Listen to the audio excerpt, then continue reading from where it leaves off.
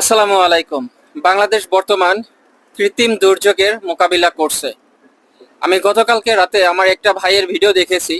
তিনি একটা ভিডিও করছেন, অ্যাটলিস্ট যদি আপনাদের কাছে 10 টাকা পরিমাণ সাহায্য করার মতো তৌফিক থাকে তো আপনারা সাহায্য করুন।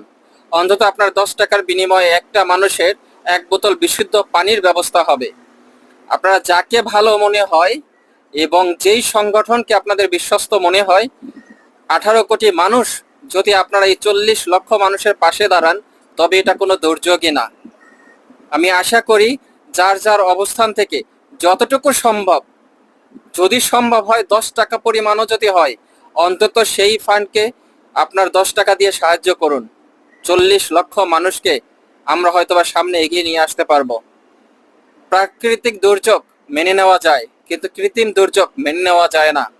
যদিও এখানে আমাদের কিছু বলার নাই, সরকারের তরফ থেকে